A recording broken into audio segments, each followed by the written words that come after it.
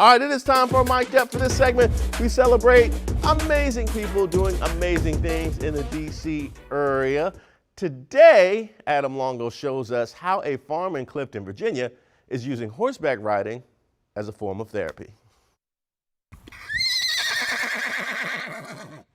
Today,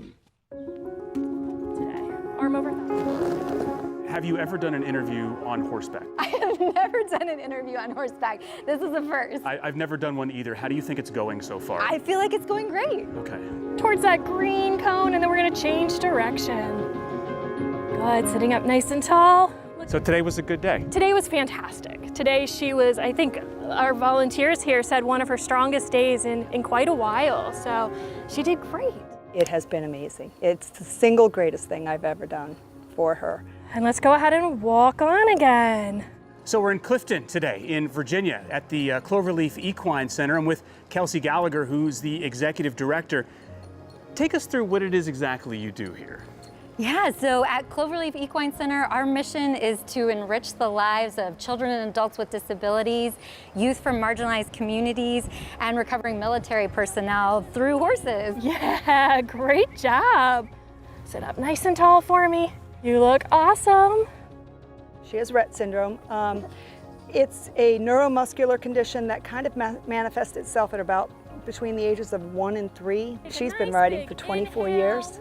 She's 28, so at about 4 years old, we wanted to find an activity that she loved, that helped her physically. What I have as a goal when I'm working with Rachel is really to challenge her balance and kind of help with flexibility a little bit. Okay, Miss Rachel, now that we've gone a full lap, we are going to start halting at every letter. Our organization's been around for more than 40 years, but we're serving more people and having more services. Our geographic footprint is larger. The horses help them be stronger and bring joy and really just makes lives better.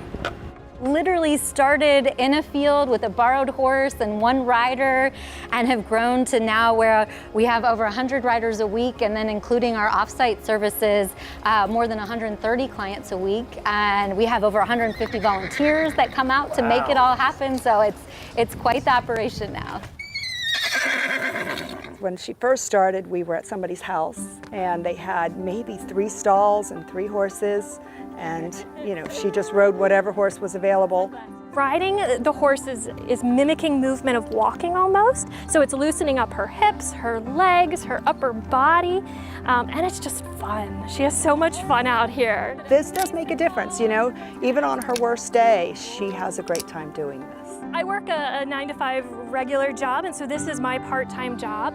And so I get to come out and be in the beautiful outdoors with these amazing animals. Horses have been my favorite thing my entire life. And then getting to see our riders just thrive.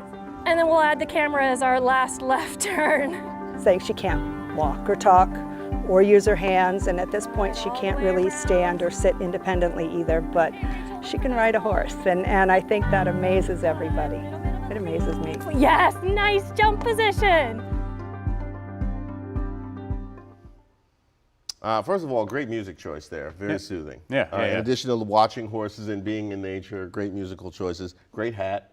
Thank that you. Was well done. Had to break out the cowboy. Like once a year, I'm able to put that thing on. Like what other situation is that going to work? You didn't feel like they would be upset? Like, we know you don't wear that on a regular basis. We've seen Maryland Man. Don't pander to us. I got out of the car and I literally said, is this cool or is this just like strangely ironic? They were like, no, it works. You come in with a bolo tie. Yeah, like, I could have grabbed the bolo. That was hanging right next to the hat. But listen, this place, it is just a pleasure to see great people doing amazing things and having success at it at the same time. So they just recently rebranded this Cloverleaf Equine Center.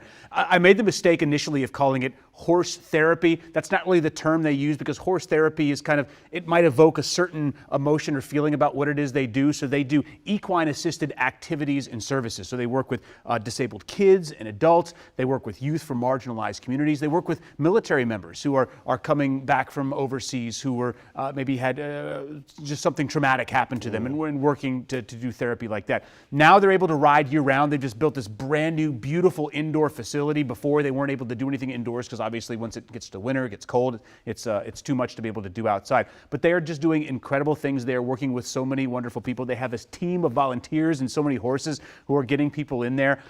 It's amazing where they've come from since they opened in 1980 with just a couple of horses in a borrowed stable to become this powerful place they are now. You mentioned at the end that expanding footprint. So exactly how large is this footprint now? Right. So I believe they have 130 volunteers that are working with them right now. They have 17 or so horses that some people board there, some people just bring there to be able to assist.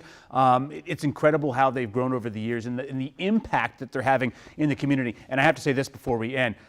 Doing an interview on horseback, not as easy as it looks. You have to literally figure out. I sat there and I was like, I forgot what I was going to ask you because I'm concentrating on riding this horse. I couldn't figure it out, but we eventually got it. So I'll just bring the horse into the interview and then it's perfect. Yeah, how about we just try to horse into the studio here the next time. Listen, if you know great people in our community who are doing amazing things, I want you to reach out to me because we are telling their stories here at 7 o'clock. That is what we do. I love it. Find me on social media at Adam Longo or Adam Longo TV on Twitter. Email me also, alongo@wsa9.com. Send him some horses too. He needs to practice, clearly.